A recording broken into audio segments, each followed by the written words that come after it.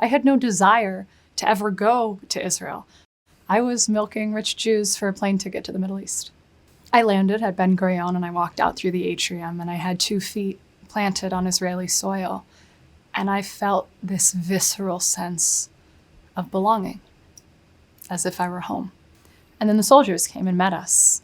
And they didn't fit the image that I had of soldiers in my head. They were teenagers, 20-somethings like us, in jeans and a t-shirt. And I was talking with a 21-year-old officer in the intelligence, Efrat. And she started telling me about the guys she was dating, about the music she listened to, about the best brunch spots in Tel Aviv, about the soldiers that she was in charge of as an officer on her base. And I thought, whoa, what? What are you talking about? Because the picture that you're painting, the stories that you're telling, that's not Israel. That's not the images that I've been fed of Israel growing up in the Bay Area. I was completely baffled by this place of which she was speaking. Efrat and I spent hours talking, and there were so many similarities between a 21-year-old girl in Israel and a 19-year-old girl from America that we were only discovering because we were put together in a hotel room on one night. Efrat kept using this word, Zionism, and I'd heard it before, but I asked her to define it. And there we were, a 21-year-old Israeli girl and a 19-year-old American, talking about a movement of self-determination of a people there in our native homeland. And at the end of the night, I looked at her and I said, I think I'm a Zionist. And I spent the next 10 days realizing that I was, in fact, a Zionist as I discovered the reality of this land.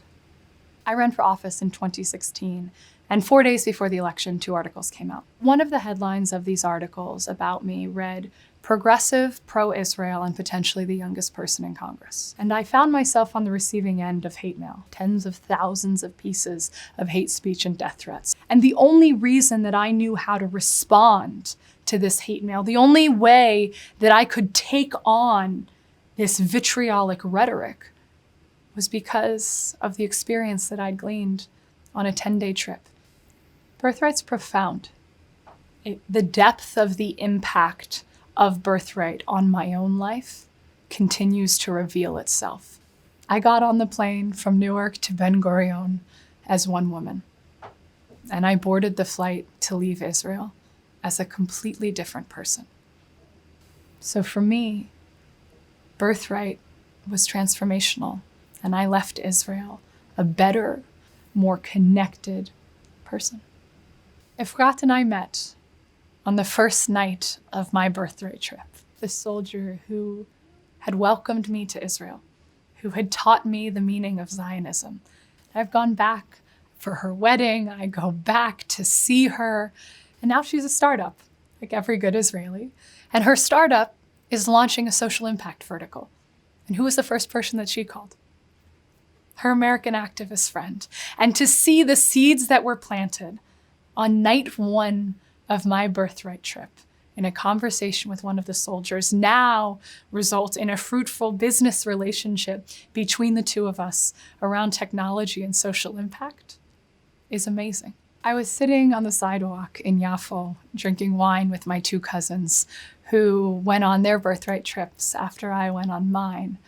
And I thought, what would our grandparents think looking down on us? I hope they'd be proud.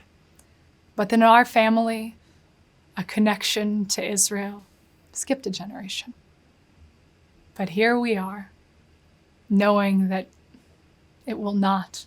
It will go l'dor vador, from generation to generation. And I certainly think about that in terms of who I will spend my life with and how I want to raise my children. I have been given the gift of perspective, of education, of experience, of memories, and I'm so deeply grateful.